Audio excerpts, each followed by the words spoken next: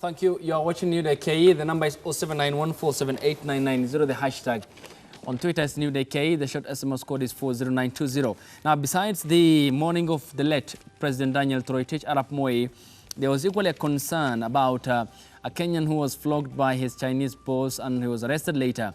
The investigative agencies or the authorities have established that he had no formal documentation to be in the country and that he and others were illegally in Kenya.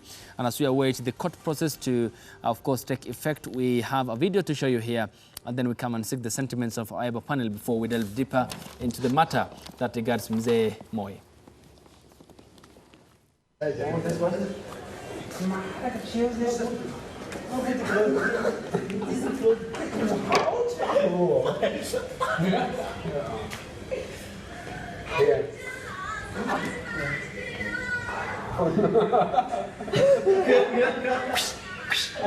Faster, no beat, then no beat. Okay? Beat once. No beat.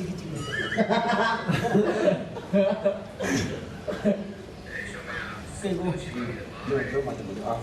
Here. Yes, move.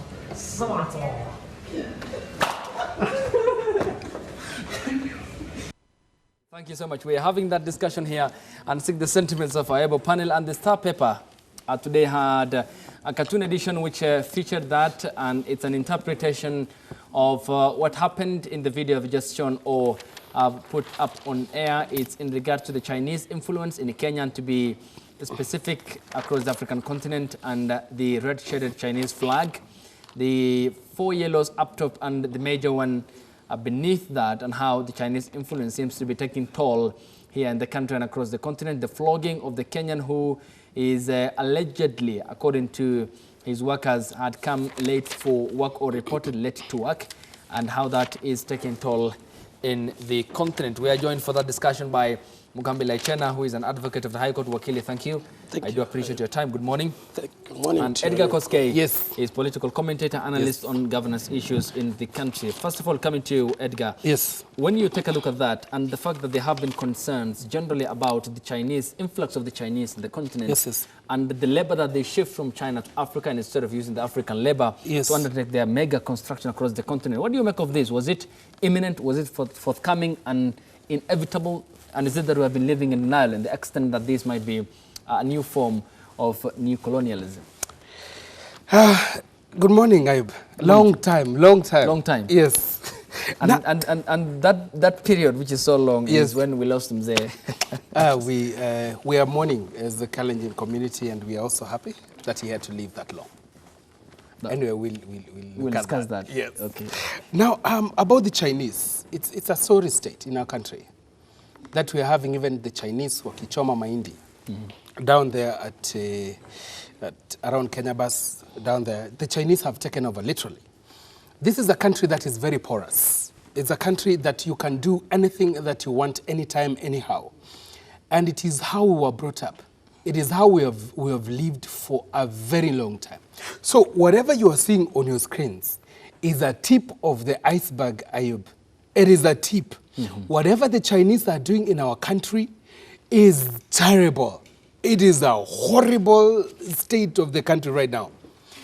One, the Chinese, they come with their materials. They come with their food. They come with their life. There is nothing we are giving out as Kenyans. There is nothing they are getting in for us. Now, there was a situation in China one day when some black African like me boarded a bus, those buses that ply, the China route, whatever, inside there. And they were closing their noses. They were like, that is a black monkey. They look at us as people who are worthless and who deserve caning. Okay. And they can, since we are in need of this money, and the economy is really bad, we need this cash, and we will lie down to be caned so that the landlord doesn't close my my house. We will comply to that because it is just an infliction of injury that will take around 2 minutes or 3 minutes, and we are done, and my pay comes in.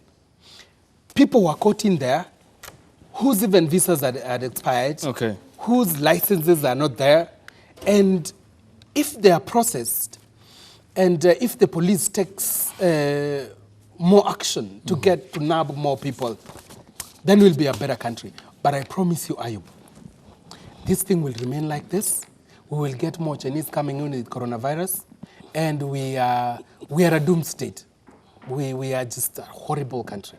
Okay, given that, I mean, there are structures that are meant to undertake their constitutional mandate, but Mugambi, if I may come to you, this is not only a Kenyan affair, it's equally an African affair, because the concern is that besides the Chinese, the Americans, the British, and the Russians equally want the African attention in this regard.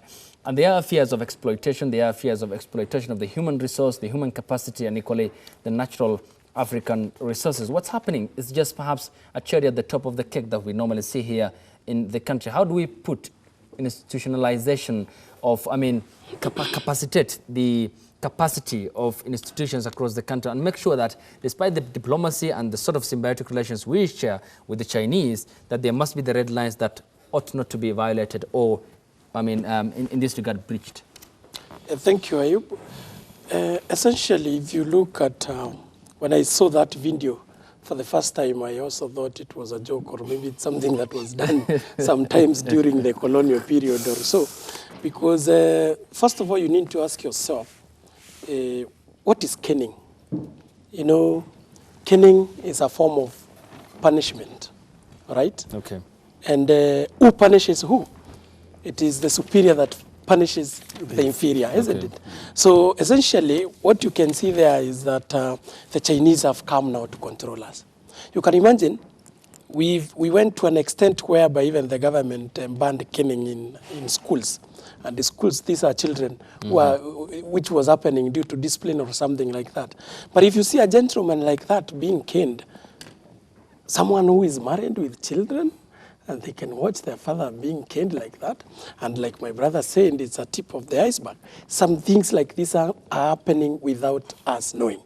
And when we come to looking at what is the nation doing about it, there's little that the government is doing about this. Okay. Because we've allowed the foreigners, and I want to say specifically the Chinese people, look as if they are ruling this country now. Because everywhere you go in the construction industries, when they come to the construction industry, it is unfortunate that most of the companies you've seen supplying materials to them, most of the companies that you see selling food to them, even the garages that they take the motor vehicles are owned by the fellow Chinese. You get that point? Okay. So it's like already they are living in China, but living in Kenya. All right? But this is actually, I don't want to call it, it's like, it's more than impunity. I don't want to call it even impunity or something. It's more, it's beyond that. Because actually, this is terrible. This only used to happen during the colonial periods. That is when the Africa would be caned for the hand labor or kind of sort of. Okay. But I also think as Kenyans, we need to stand up and say no, an end to this. Because for sure, I don't think that gentleman could not have gotten a job somewhere else. Yep. Other than put himself in such a situation whereby you allow someone to slash you like a slave just because you are late for work. Because you can see when the police went to investigate those issues, they were trying to say, oh, it was a joke, it was a what, some things. But unfortunately, the truth came out that that is not a joke. Okay. All right? So we need to put something we call a line to foreigners or to any people who come to invest in this country. If you look at the immigration laws, in fact, when you open a company here in Kenya, there is a limit as to how many professionals you can employ who are foreigners or from outside the country, or how many work permits can you get for foreigners in your company, all right? But unfortunately, such laws have already been violated. They are being violated in the eyes of the government, Okay. in the eyes of the police. By the way, that restaurant is very near to Kileleshwa police station for that matter. So, as in, you can imagine what is happening, and they know it. Most of them, you saw, they didn't have even work permits. They're not even supposed to be in Kenya. But he's doing whatever he's doing because it's like the law is not going to catch that person. Okay. So it is time that we strictly adhere to the immigration laws, whereby we have a limitation of the professionals who are employed, because that's not a profession. All right. The person you saw slashing one of our Kenyans there is not a Because profession. people never had the formal He documentation. didn't even have formal documentation. So I don't even understand what he's doing in this country by this morning. He should be deported. charged and deported To Wuhan. to wherever, let him. Wuhan, but to China. Yes. Okay. It's unfortunate he has to go and face the unfortunate things that are happening there. But I'm saying we need to put a bottom line to this. Let us enjoy our country. Because if you're kenning me, because I'm late to come to work, am I really enjoying my freedoms and rights as a Kenyan? Not at all. Not at all. Okay, we'll see how the matter will, of course, be tackled by the court. And these are the pictures you're seeing on your screens of the two gentlemen who have been arrested from the restaurant in Kileleshwa. And they so far have been arrested and are in custody, will be taken to court probably today, Monday, and will be charged for assault. And this, of course, was in regard to the caning or the flogging of the employee, of their employee for that matter, the Kenyan employee who reportedly reported late to work. There are three, I beg your pardon, including the woman.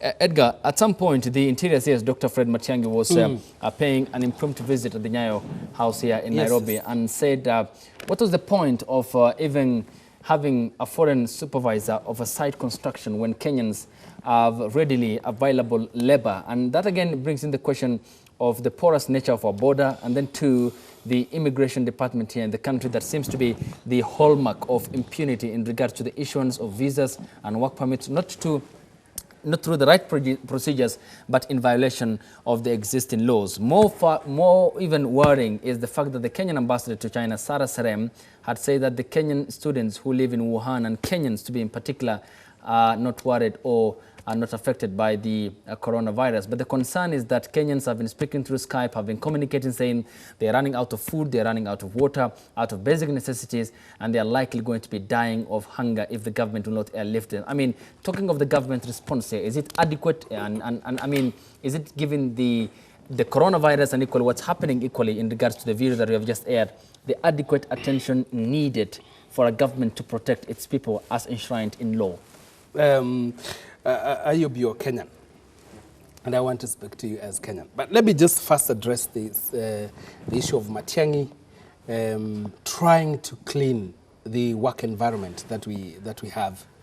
He went in there and tried to clean whatever was happening in the immigration center, and we applaud him for that. But the question is, how many expatriates do we have in Kenya doing the jobs that we should be doing? And what law is in place to protect us as workers who are in the country? And who should be supervising whatever is happening in the streets to know that whatever is happening is right? Do we have to use diplomatic police? Do we have the capacity to go in there and look for people who are not even whites? Let's say blacks from Uganda or blacks from Tanzania who are working in positions that should be ours. Are even the police aware of the existing laws that the country has? Are they even informed that they can do this and this? Who should be reporting that there are people working in my company and this is how they are being taxed? Are we even returning taxes? Is even the government aware of our books? We are aware that the accountants, even here in this institution, they declare the tax. And even your taxes are declared by the accountant here. But when your taxes are declared, are other people missing the declaration of tax so that the government would know that there are people working in this country like this? There is a hole, there is a lapse, there is something. There's something missing. Okay.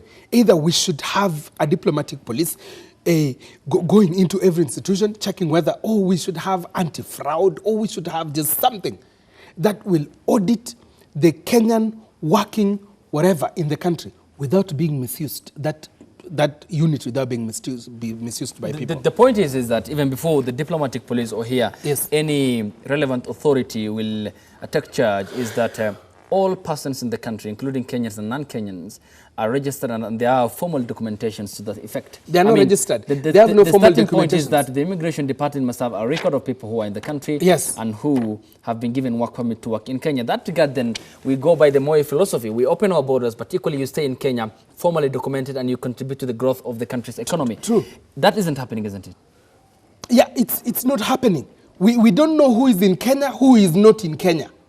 We don't have records. We just have records of JKIA. When you are done with the JKIA like that, your freeway, Mombasa Road, you are on your own. But countries usually go through such things, like in the US.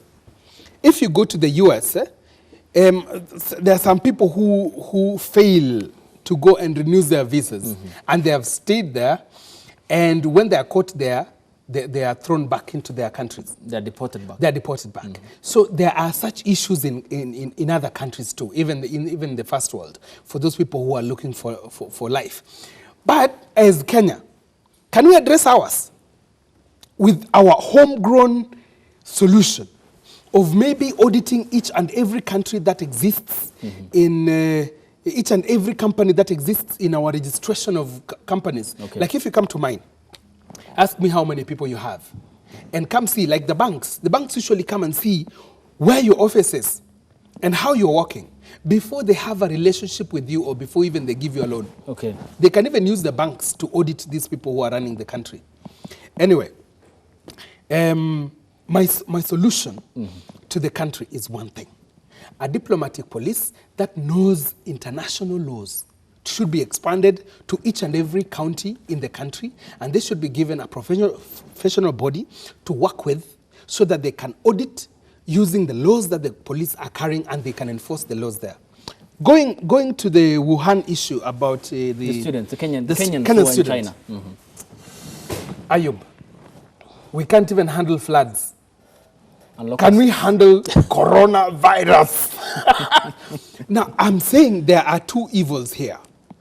One, to let the students stay there, and two, to bring them here so that we can all die. We will die.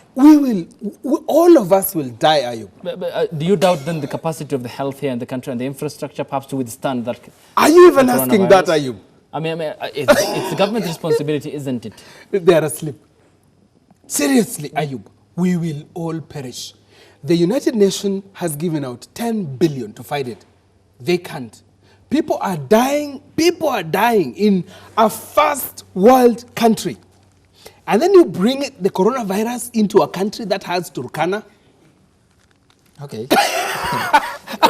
We will die. There are pertinent points as to how, again, the question has been, Mugambi, Wakili, if I may come to you, the capacity of the health question here, the infrastructure, and if we can withstand that. The fear is that even as the government plans not to airlift the Kenyans who are in China, the concern is that through our porous borders, an infected person can come into the country and then that can be the starting point. The question has been whether we have the capacity. That aside, again, is the point Edgar raised, and I just wanted to couple it up with this particular question, is how the immigration department seems to be the missing link in regard to the record keeping of people or persons who are in the country, which seems to be the foundation of the problem that we continue to experience in terms of persons without formal documentation in the country, in the case of the video that we have just aired for our viewers who flocked a Kenyan.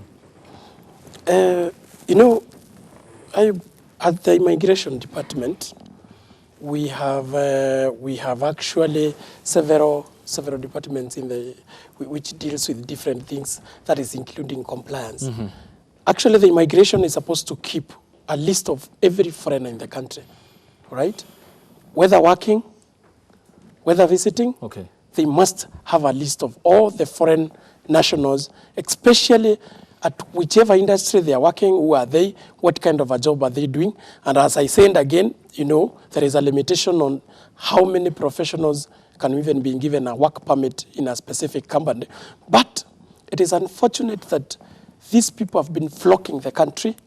Very many foreigners have been flocking the country, and unfortunately they come, they get employment, And then there is also a responsibility of the company to always report to the immigration or tender to the immigration the number of foreigners who are working in that specific company. Well, we may, before even we go to the diplomatic police like my brother Kosige is suggesting, we've not even completely utilized the Department of Compliance in the immigration, office. Remember, they have their own officers. They are not police per se. You see, like, for example, you go to KRA, they have their own officers. You go to immigration, they have their own officers. Yes. Those officers do the job. They are like the police in that and then they will hand over to the court. Then when they go and they arrest, they are the ones who prosecute, actually. It's not even the DPP who prosecutes. Because, like, for example, I will give you an example of the current ones now, these Chinese who are arrested. Of course, the police can only be able, they will charge them for assault, yes. But when it comes to being in Kenya, illegally in Kenya, or being in Kenya without authentic documents, it is the immigration which will take over, and it is the immigration prosecution who are going to carry out, to prosecute the matter, all right? So these immigration officers, before they are supposed to, every moment or after every company that is opened in this country, they are supposed to have enough officers to be frequently visiting these companies to ensure that they have a data of the nationals and not the locals, the foreigners who are working in those specific companies. And remember, we have enough labor in the country.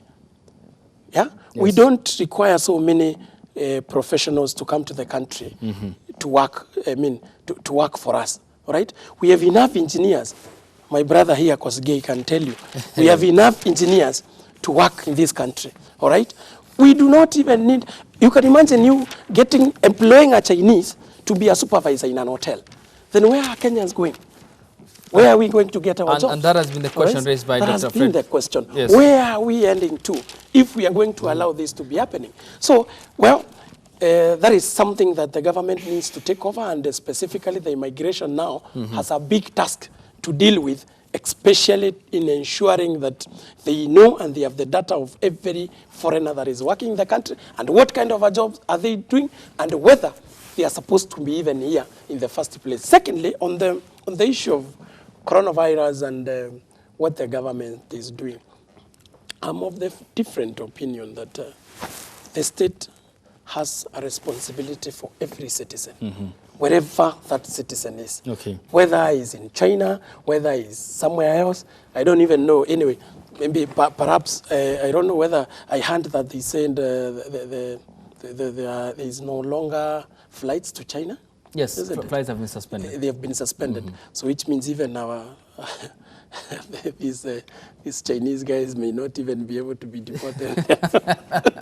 And if they're deported, there are no flights to take them home. I don't know how. But even if, the point I want to put across is this.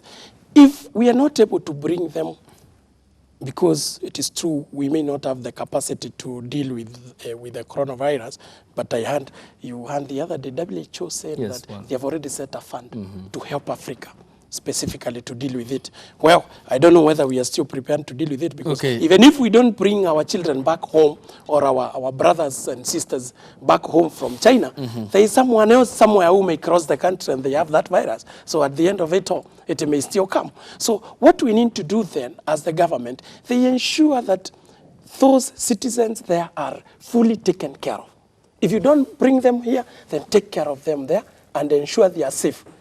All right? But how will you sleep knowing that your citizens are somewhere suffering or anything can happen to them anytime? But to me, whether we are capable of dealing with it or not, the state should take responsibility of and its that citizens. is the primary responsibility of the government, which is equally constitutional.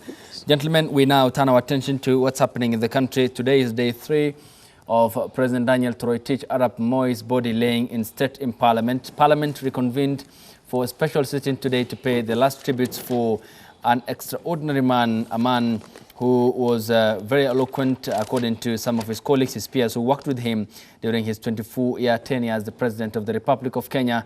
Tomorrow on Tuesday is a public holiday, and his body will be placed on a gun carriage, will be at the Nyayo National Stadium for a funeral service. Later, it will be lifted to Kabrak in Nakuru County, where it will be laid to rest on Wednesday. That will be happening at his Kabrak farm in Nakuru County, as per his wish to be laid to rest beside his wife Lena, with his face, that is with his head rather facing the east.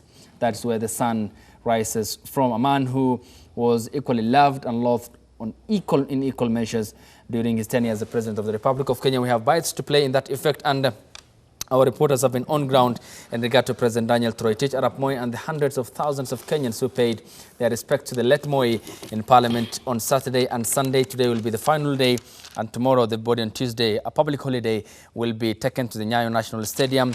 Later, it will be taken to, on Wednesday morning, it will be taken to the Wilson Airport. It will be lifted by a military chopper to Kabrak in Nakuru County. Edgar, if I may come to you, in the long history of Moi's tenure, a vice president, an MP for that matter in the Legico, an MP who represented Baringo Central, before formerly Baringo North, and later vice president, and then the president of the Republic of Kenya. In between, a lot happened, deemed as the passing cloud. But in his memoir, the book titled The Making of an African Statesman, Moi is said to be a patient man who withstood the test of time. And at some point, even the likes of Muigai and Jenga Karume, Kihika Kimani thought he wasn't a presidential material, but he proved them wrong. And a 24-year period saw him as one of the best dressed. His ties meant something. They passed on a message. The fresh flower, a lapel on the left side of the suit, equally was that life was perishable. Yes. By the end of the evening, it will dry up.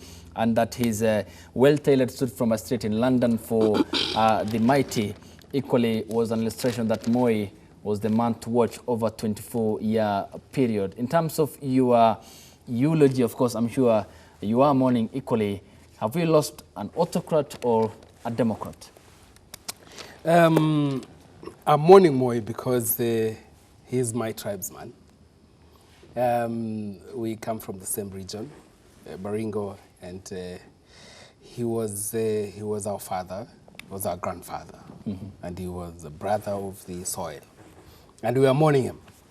Most of the things that were said about Moi a long time before his death were terrible things, were horrible things. There were, Akina Raila would tell us the stories of his being detained and all those other people.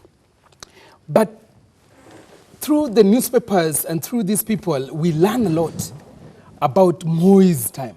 Even the way he survived into the presidency, how he was being stepped on in Nakuru, how the roadblocks were being raised and slapped in front of his boss. Yes. And one time, when he went to see the president in, I think in Nakuru, yeah, he was made to stay inside a holding room until everyone else was served. And Kenyatta would be like, who else is there to be served? And the aide was like, Moi is still here. And Kenyatta was tired. So Moi went through serious humiliation and waited for his day to get back at his opponents, Akina Koinange. Koinange couldn't survive the rise of Moi. Moi is shown to be someone who wanted to unite the country by even nominating the people who are not coming from his tribe. When we study our government right now, the appointment, most appointments, they come from the mountain. But look at Moi's government. His Attorney General, right now we have an Attorney General coming from.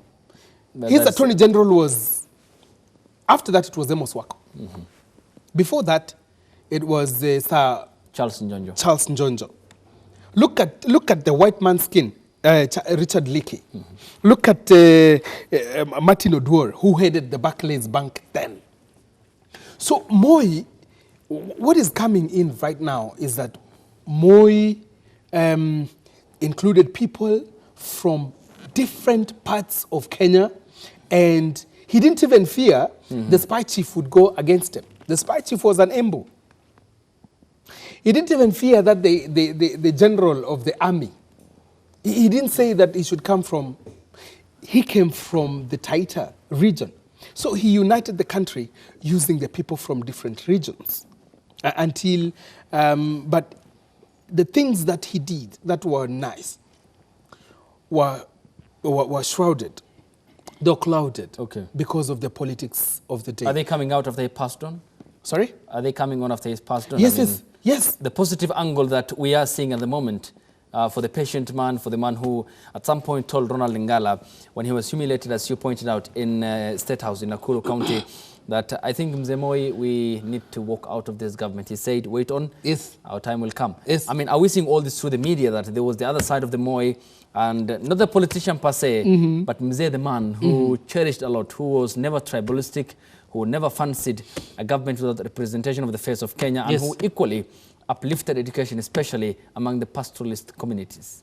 Now look at this topic at the Standard, page 8, which says, Moi bravery on display. You see, there is bravery being brought in after his death. You know, but Moi had to take charge of the country. After being stepped on like that, he had to put the people who wanted him dead at rest. That's why we would see him. But what sold Moi is one thing.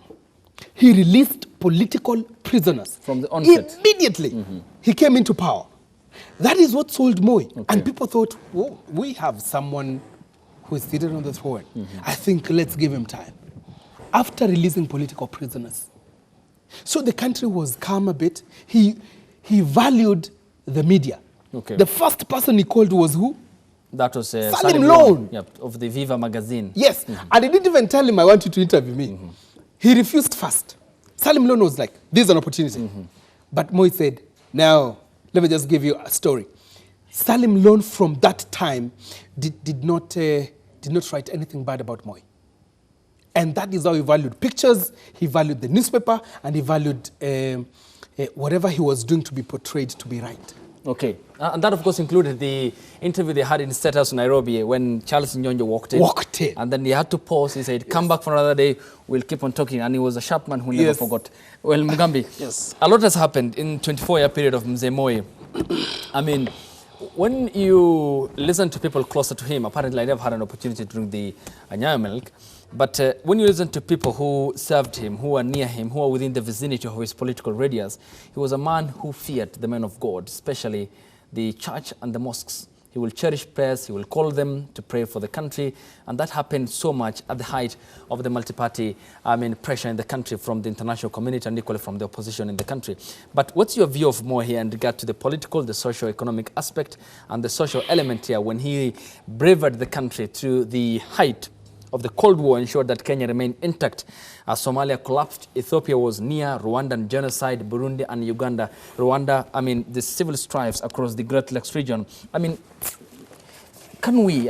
there lessons that can be laid from the Moi memoir that today's leadership can take in terms of how to run this country effectively, strong and united without possibilities of shackles of political violence after every electoral cycle?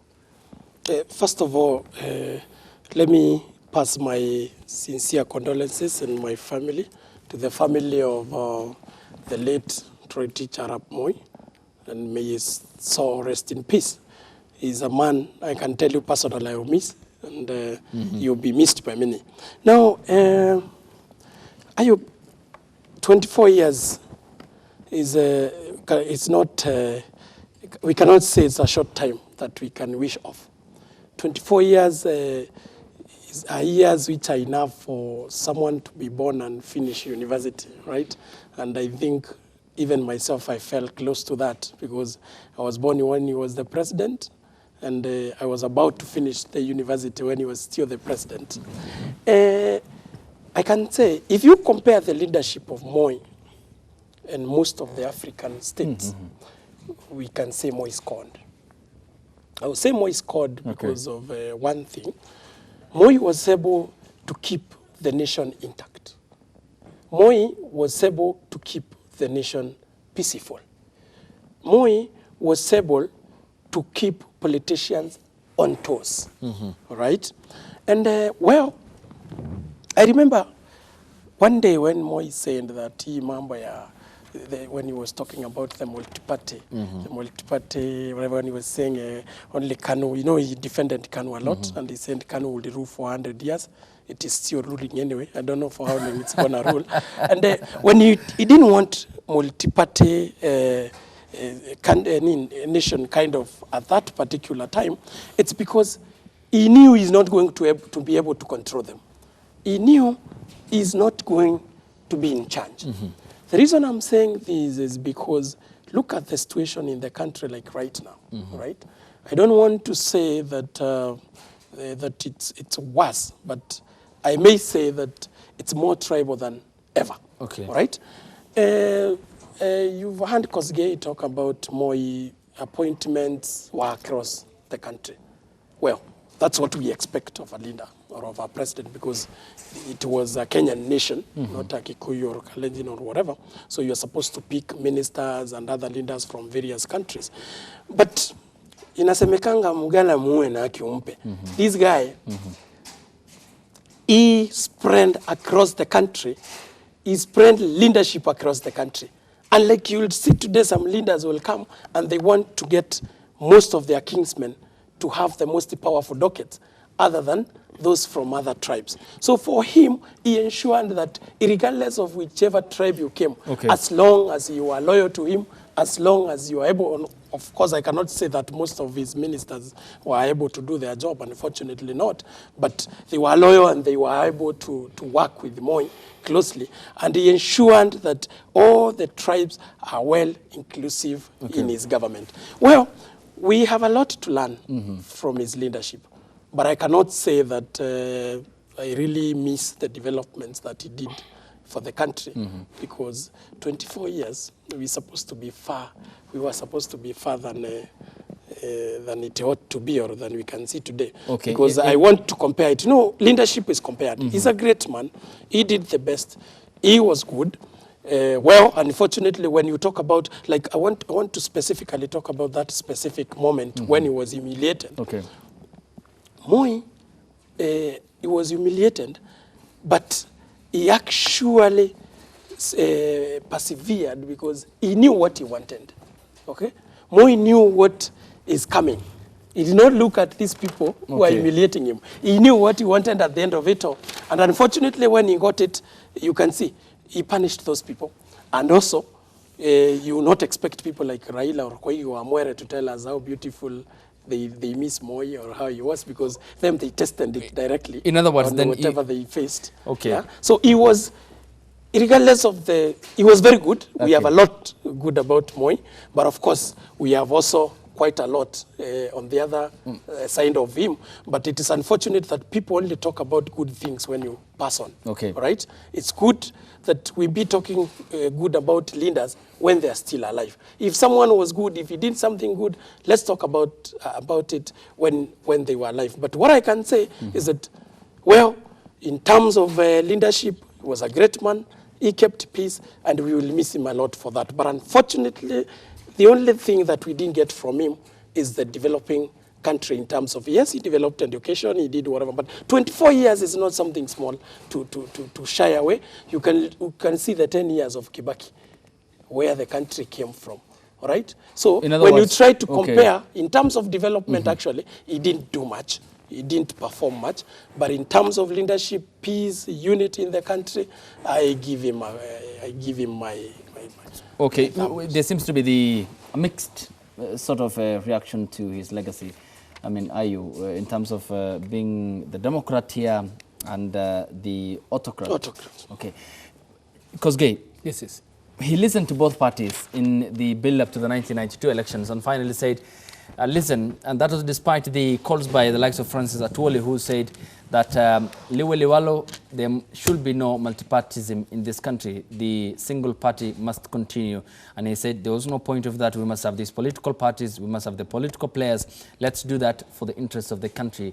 In that regard, he was held in high esteem for the openness he seemed to have made at the time. However, though, across the 24 years, there was also the his tenure was awash with human rights violations, the clampdown on dissent, and minimal freedom of expression. Even in death, how do we then balance these two ends of the Moi tenure? And can I just pause you? You respond to that. Let me pick this call from John Adamba, calling us from the county of Bungoma. Good morning, John. Busiere. Asante sana. Habari asubuhi. Habari yetu huku ni mzuri sana bwana, hata tuna upepo mzuri sana, jua linachomoza vizuri kabisa, mambo ni mazuri. Sasa wacha niseme namna hivi hapa. Mimi nimeongozwa na mzee. Wacha nikwambie wewe, nimeongozwa na mzee kwa miaka 24 yote. Yes. Kitu nataka kusikitika ni kuona baba ametuacha, na hivyo nasema jamii na marafiki wote. Poleni mahali popote mlipo. Nataka nizungumzie kwa mzee na mzee. Mzee alituongoza vizuri kabisa. Mzee alituongoza vizuri kabisa. Na hasa zaidi jambo ambalo namkumbuka kwa. Nilikunywa maziwa yake. Mimi nilikunywa maziwa mwaka wa 79 na 80, nilikunywa maziwa kabisa. Okay. That's legacy. Sasa kitu ambacho ningesema namna hivi. Wale wanasema mzee amekufa. Mzee amekufa kweli, lakini mzee mambo zake zinaendelea. Hebu tuangalia kama wale waliowateua, kwa mfano Mheshimiwa Mdavadi, Mheshimiwa Wetangula hapa, Mheshimiwa Rais mstaafu Kibaki na wengine, bado Mheshimiwa Ruto wakiwa pale. So bado naona nyayo zake zinaendelea, ile neno alisema nyayo inaendelea. So mwisho kabisa ninaomba Mola atilaze roho yake mahali ambapo panastahili. Thank you, Jonathan.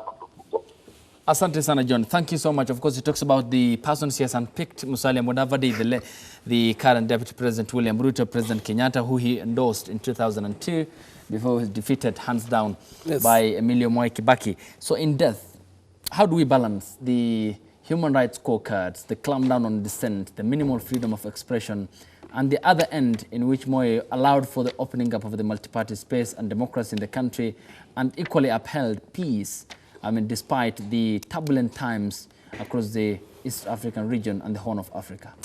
Now, Ayub, you'd realize that there was a fight for leadership in the country after Kenyatta's death. Jaramogi Odinga was Jomo Kenyatta's peer. He was Jomo Kenyatta's age mate and peer and rival, and they would fight. Now there is a new kid on the block. That was Moi. The kid wanted to be president. And he is here, he's been vice president for a very long time, resigned and waited to be president. And right now, Moi is coming to take over. It was a sorry state for Jaramogi. Seeing someone ascending into power, they didn't even think. Someone who came with KADU, and they decided to merge with KANU. And now, Kenyatta decided now to use Moi in Rift Valley as his pillar. Whatever Kenyatta saw in Moi, we don't know, because people would see that he was not a good leader. So there was a tussle between the old Jaramogi and someone who seemed like he didn't know what he was doing even in State House. Even in his burial in 1994, Moi died, and he went to Nyanza amid the calls of the university students who were saying, Okwadwa Moi, we don't want Moi here.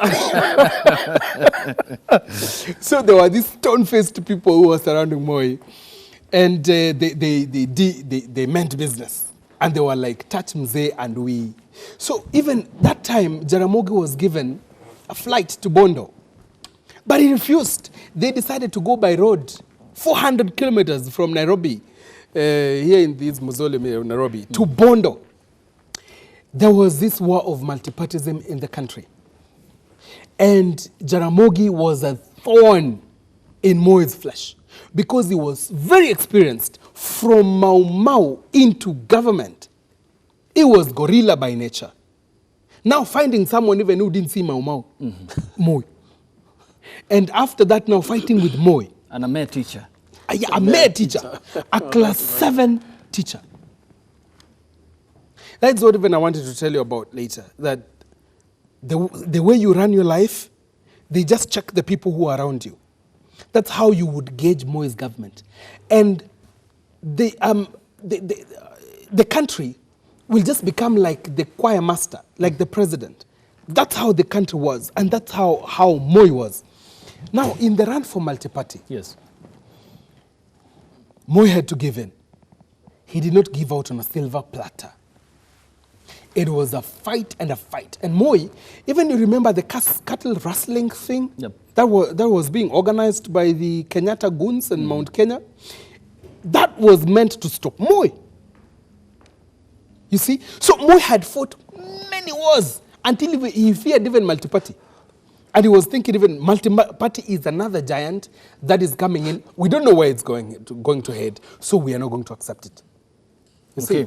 We're not going to accept it. So in the freedom of expression, and I want to say that Moi also was a moving target, in that every day, even at home, my parents would ask, Moi amesema nini? Nyamazeni, taarifa ya habari inaanza. He was a moving target. Okay. So mtukufu rais. The news bulletin must start with Moi. In Kalenjin, they used to say, Kalenera Moi. Moi amesema nini? So this guy used to fear everything. He used to control everything. He feared multi-party, and the multi-party was a giant that was coming in, and he didn't know how to deal with it. And he had to push it back until, I remember one day, Jaramogi was jailed in Siaya cells. I was in Siaya that time. And Siaya was smoking with tear gas.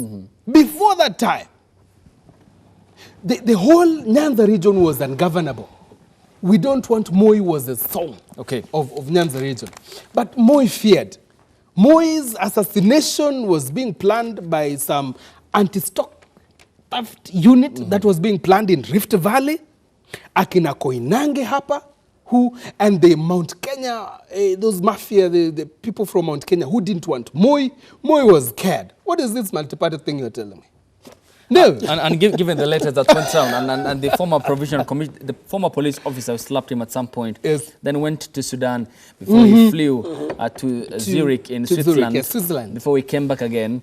And wrote a letter. He went into political oblivion later, Yes. Never to be seen again or resurfaced. That was in Nyeri County. But he never took personal revenge, and that was his personality.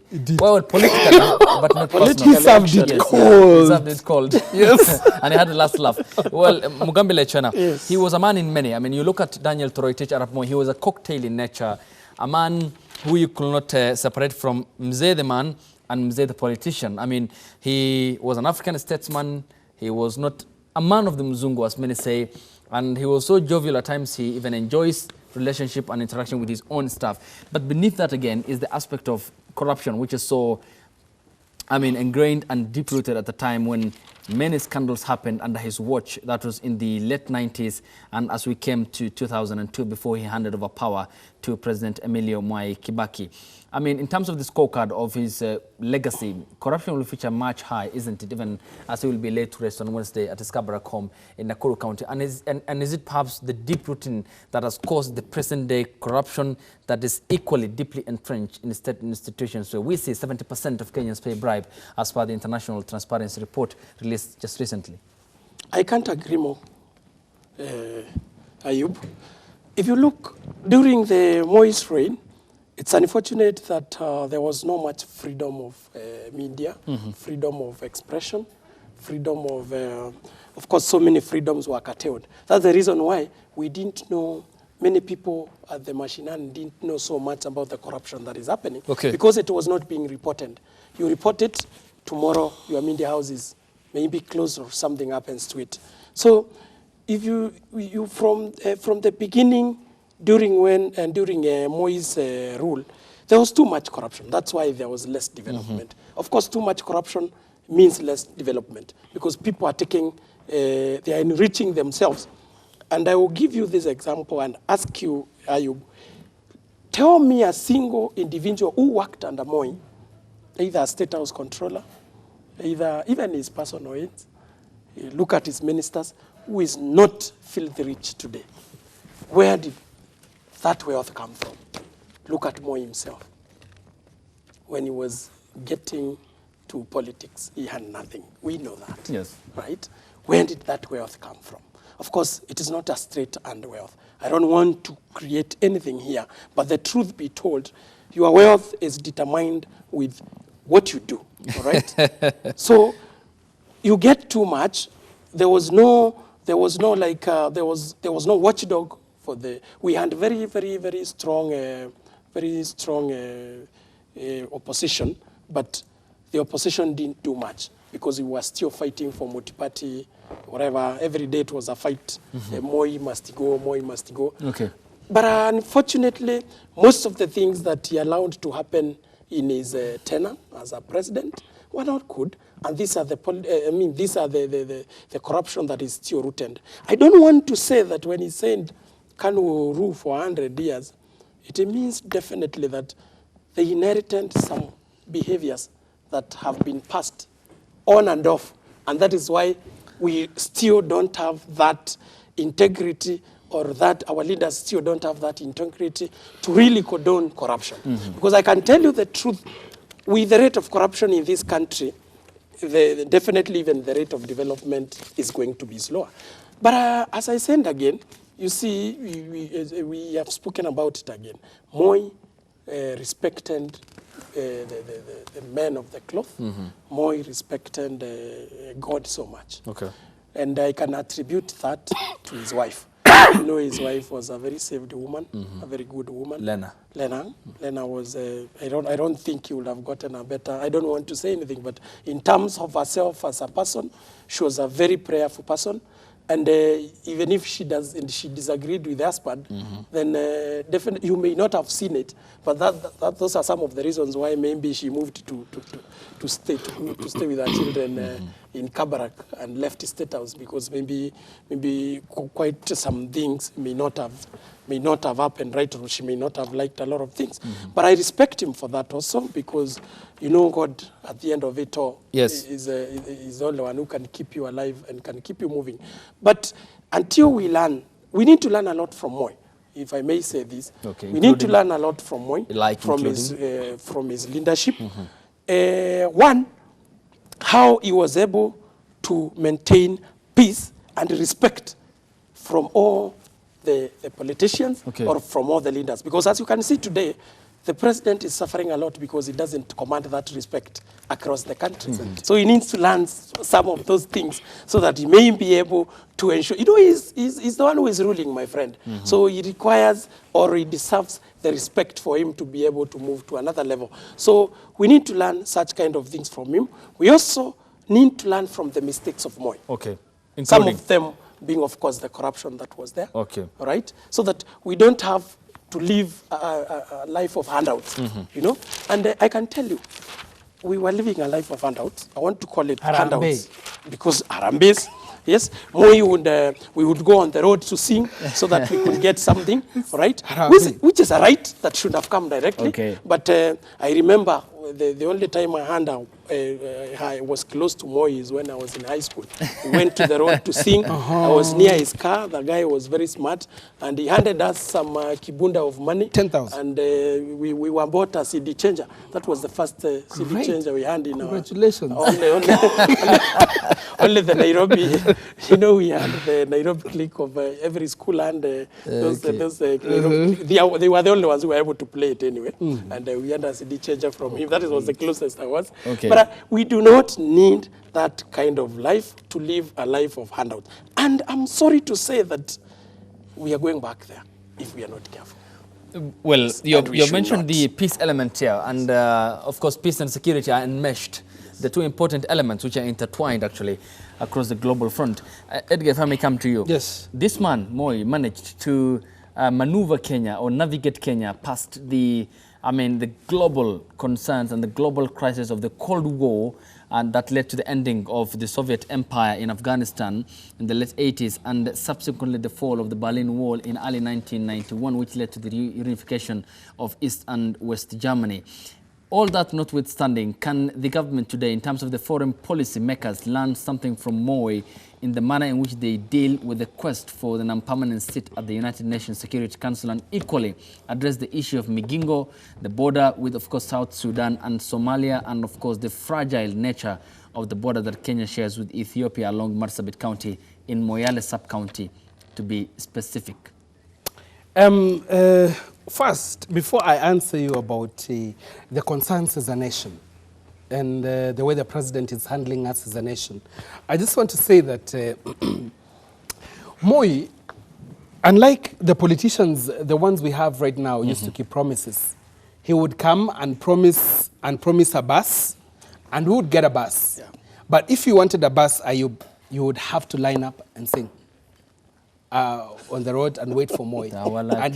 And he had to stop. Praise him, of course. He had to stop, address you people, and he had to make some promises. The highest amount that would be given to schools was around 10,000, and it was a lot. A shilling would buy 10 patkos, you know? It was a lot of money. Even 5 cents was valuable that time. We would okota pesa everywhere, and that was it. Moi's rule, we didn't know much that time about the recession in the world, the Berlin Wall coming down and stuff. But Moi steered the country in the right direction in terms of keeping the noises down. Because whatever you produce in the media is what destabilizes the country. And right now, when you see whatever is happening in the country with our president leading us in the country, I am not going to say that the president is weak, as the learned lawyer has said, that that Uhuru Kenyatta seems so weak to steer the country in the right direction. He is not that weak. And whatever our aspirations as a country, we can go in that direction and we can achieve everything that we want as a country, even regaining Migingo as part of our country. But the biggest question is, Ayub, when Idi Amin wanted to take over the country called Kenya up to Naivasha, right? Who dealt with them? It was Moi, who sent troops across and maybe helped Museveni gain power, come into power in Uganda. Now, a small island like Migingo in Kenya, is there a power place somewhere? Has it been sold? There's someone who said, Aki to gawa pesa Migingo. So, are we defeated to take back our Migingo or something? Or money exchanged hands, or the two presidents, while forming commissions, were just buying time and being friends, and they're like, let the people just keep quiet. And the border was that we have right now. Moi would take a decisive decision, not a political decision. We have many things to learn. Someone says that history is sweeter than gossip. Okay. That's why everyone is talking about history right now here. Not the gossip. Not the gossip. This is history. So that's why everyone is, today, every media is obsessed with Moi right now. Because they say Moi was a proverb. Right now... Fosia. Yes. No, it was a proverb. A proverb comes with a lesson. Now, Moi is giving us lessons from his sleep in parliament. Okay. Well, Mugambi, let's also equally take a look at the extent with which there seems to be divisions in the ruling Jubilee Party. And on Friday, they will be convening a meeting to perhaps iron out the differences, the deep-rooted problems in the ruling party. Apparently, it's not a parliamentary group meeting which is supposed to be chaired by the president according to a communique issued by the Secretary General, that is Raphael Tuju. When you compare the party Moi led, that is KANU party, and the current leaders, the crop of leaders that we have are byproducts of KANU, I mean, are they managing the party well? And in regard to the lesson they should be learning, how did Moi keep KANU intact to the extent that it went on to win the 2 elections after multi-party democracy of 1991? And are there lessons that Kenyatta and Uhuru can copy perhaps to contain the competing factional interests of the party, allied, of course, one to the deputy president and the other to the president, and how they have to keep the country united? Because if there is a fallout, it means, or disintegration, it means that the country will be at a tipping point of an uncertain political times in the next electoral cycle of 2022. You know, Moi was in full control of KANU. He took grips from one corner to another. And there is nothing that would happen that Moi didn't know. And you see, like they say, Moi would go as low as even calling a chief to find out who is that person who is talking maybe against him in the village, or what is happening in the village. He was very, very, very a good person who really respected intelligence, took it serious, and even went ahead to confirm the intelligence himself. Okay. Moi was fully in control in this way. He never left the party at any one moment to go apart, either the MPs or the leaders within the country to go apart. If you compare it with Jubilee today, and unfortunately, I will tell you one thing. I respect President Kenyatta a lot, right?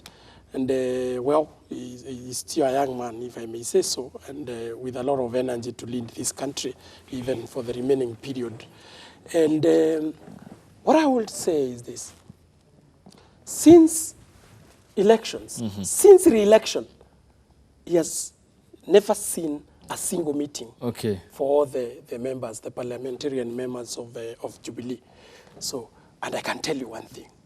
Anything, whether a company, private company, whether a political party, whether even your own family, if you take long without conversing together to discuss what is happening, then definitely you are meant to separate, or you are meant to disentangle in different directions. Okay. All right? So without that, like, for example, now you can see they are meeting this Friday. Of course, they were to meet last Friday. Yes, because this of the death, this is the outcome. This is, it is today. It's Parliament which is meeting today because of the death of Mr. Kenyatta, because they were to resume tomorrow, but they came today early to condole with him. Tomorrow being public holiday. Tomorrow being, and then they had to bring it today so that they condole with Mr. Moi, which is very good. Which was a very good decision or a step. Now, the people who are the MPs who are meeting on Friday are Jubilee MPs. Okay. They were to meet last Friday. This was not decided because Mzee Moi passed on. This was out of a meeting that was held between Kenyatta and Ruto before he left. Before Kenyatta left for the US. For the US, all right? This was and I think when they met with, it's long since they met, even with Ruto. And you can see from that meeting, there's a little change. Can they in terms of they can now meet, they can now, it's like Uhuru, I won't lie to you, he has been running away from meeting Ruto. He's been running away from having parliamentary... Strategically. Yes. Strategically. Running away from having a meeting for the Jubilee leaders, all right? I do not know the reason why, but I don't want to say to say maybe it's because he doesn't want to be associated with Ruto anymore, but maybe it is a smart way of handling things. So when they meet on Friday, of course, we expect a bunch of basket outcome from them. Okay. Right? We want to know what is the way forward for Jubilee. We want to know how they are going to handle the issue of the BBI, which was just postponed a little bit because it will go on after we bury Mzee.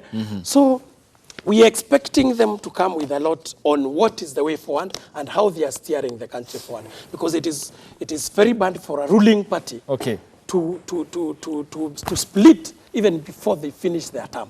All right? So I believe Kenyatta and Ruto, who have all been KANU students and members. Forever members. Forever members and students to learn from Mzee on how to put the house in order in terms of bringing Jubilee Party into a one party. Okay. Speaking with one voice. Under one house. So that we steer that is forward. All right. And one person who will want the party to remain united, intact, and held together is the Deputy President, William Ruto, who will want to use it as his launch pad for the 2022 presidential quest. But let's hear what he had to say over the weekend when he said the party will, of course, have that meeting to ensure that they do iron out the differences and put differences aside in an attempt to ensure they galvanize around or give energy around the Big Four agenda and the pledges they made in 2016.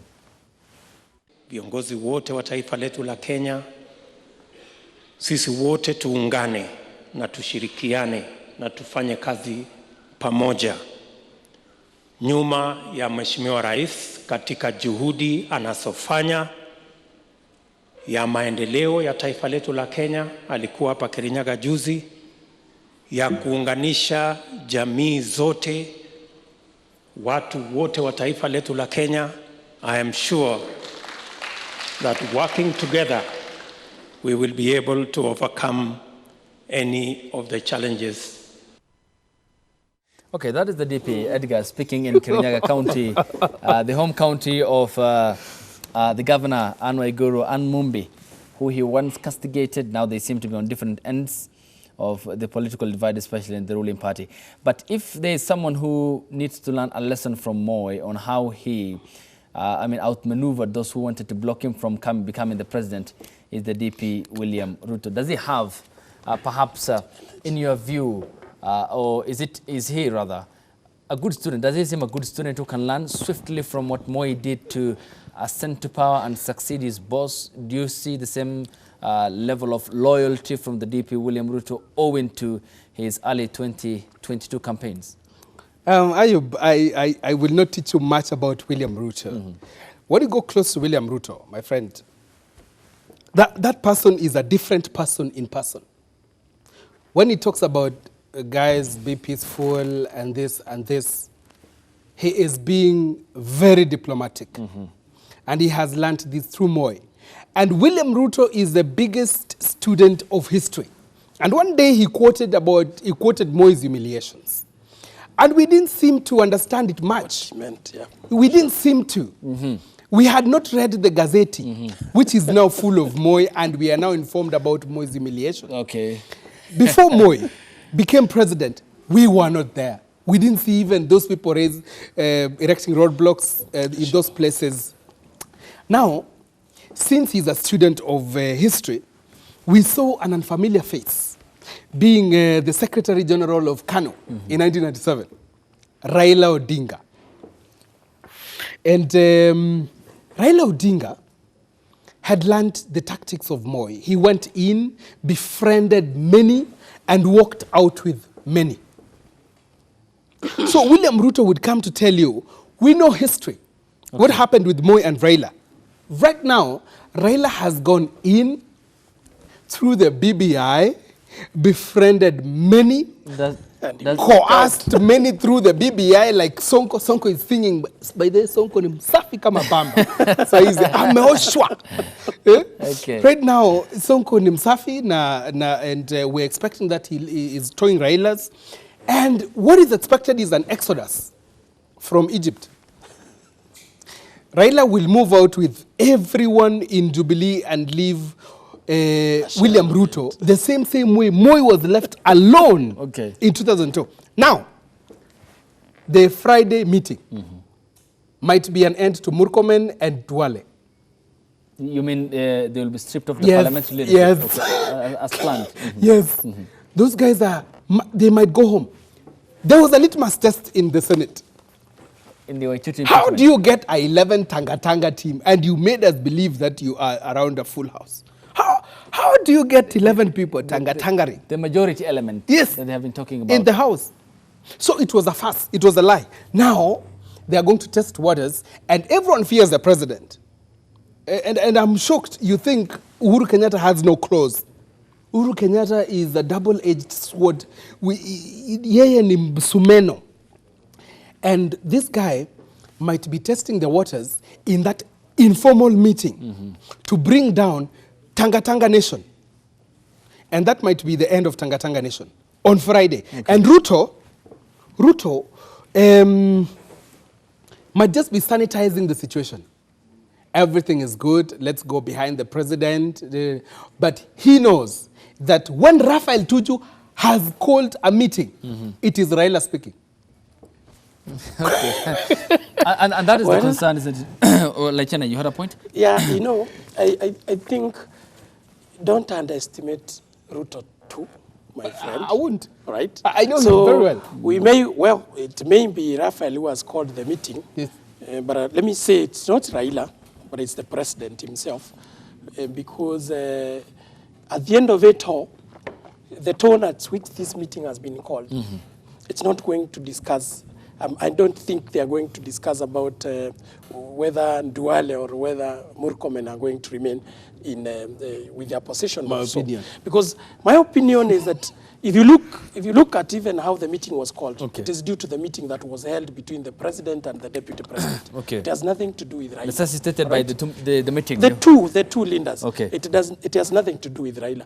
And I'm very sure they are going to, first of all, try to find out whether they are going to have an amicable solution or whether they are going to be speaking from one language from that, depending on what their views are. That is the Tanga and Kieleweke.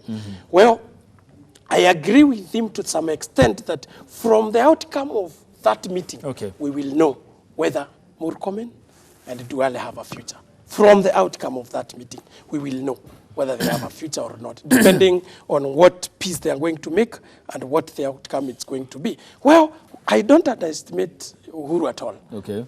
But I think my friend is forgetting that we are now down at the 7th year. It's only 2 years remaining. Well, he woke up. If you're waking up when there are only 2 years remaining, I don't think you're going to cover 7 years that have been there. But well, let's wait and see. But I can tell you, he's a strong man. Of course, he knows himself well. Yes. And I believe he's going to lead us to the best and not, of course, to take the dictatorship kind of an angle, because that is the only sword that I'm very sure can be able to do a change from now. So, well, I respect him a lot because he also respects peace, and he's someone who will give you your time, regardless of whether whatever you are saying makes sense or not. Kenyatta will give you your time, but of course the reaction will come.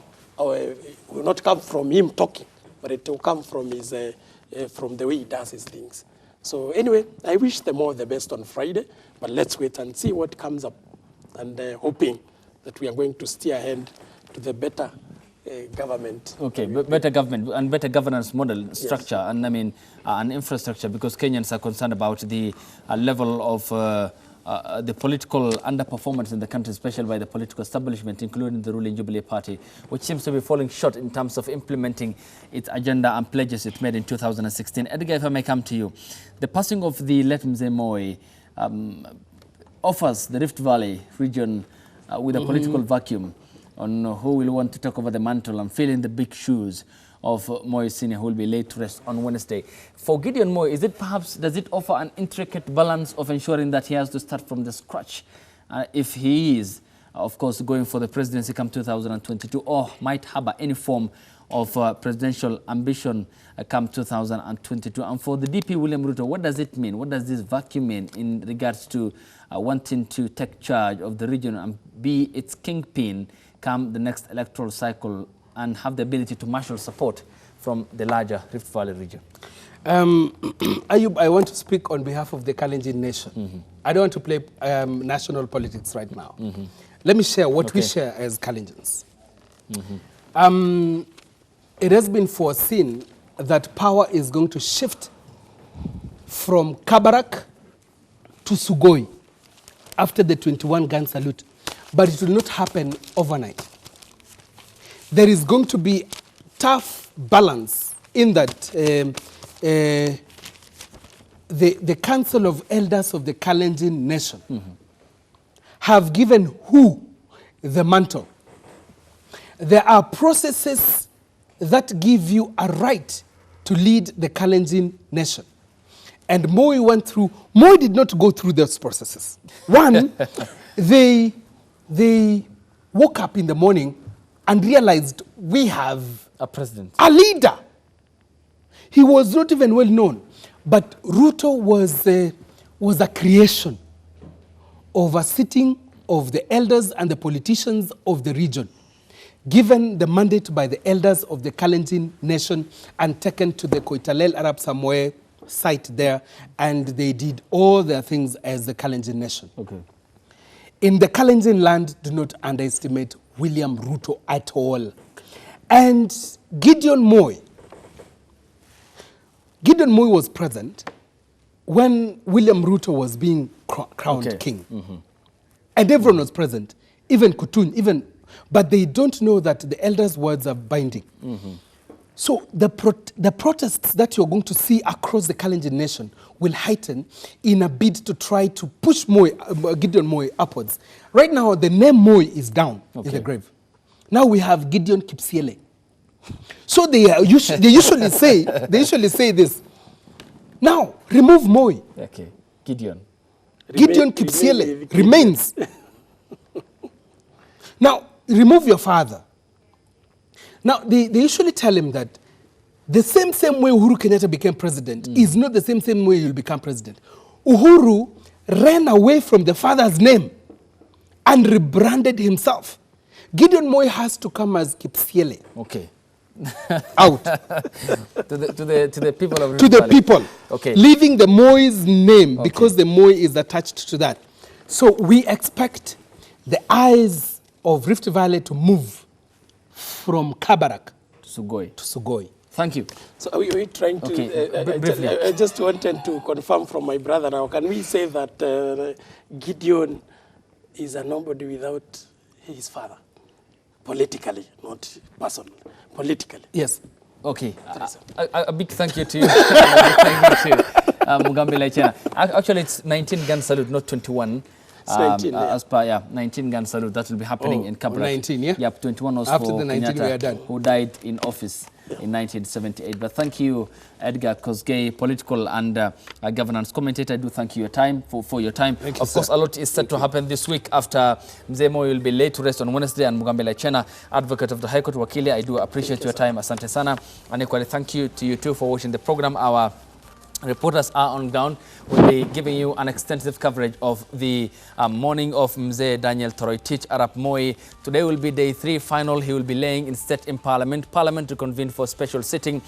Speaker J.B. Muturi convenes a bicameral sitting, including senators and members of Parliament, to pay the last tributes to the late President and Second of the Republic of Kenya, Daniel Toroitich Arap Moi. Then tomorrow morning on Tuesday, a public holiday, the body will be moved on a gun carriage draped in the Kenyan flag to the Nyayo National Stadium, where Kenyans will again have a funeral service, state funeral service for the late Mzee Daniel Toroitich Arap Moi, and where President Uhuru Kenyatta yesterday personally went and inspected in an impromptu visit when he drove himself without his security detail, and they chased after their boss until they caught him up at the Nyayo National Stadium. On Wednesday morning, the body will be then on the gun carriage to Wilson Airport here in Nairobi, before it will be on a military chopper to Kabrak in Nakuru County for the final resting place of Mzee Daniel Toroitich Arap Moi, 1978, 2002, of course, his tenure in office, 1924 to 2020. And here we'll be giving you an extensive coverage in our next bulletins. However, though, in the next 1 hour, Winnie Lubembe will be up next with my doctor, and I will see you tomorrow at the same time and same place. Thanks for watching. Stay tuned. Good morning.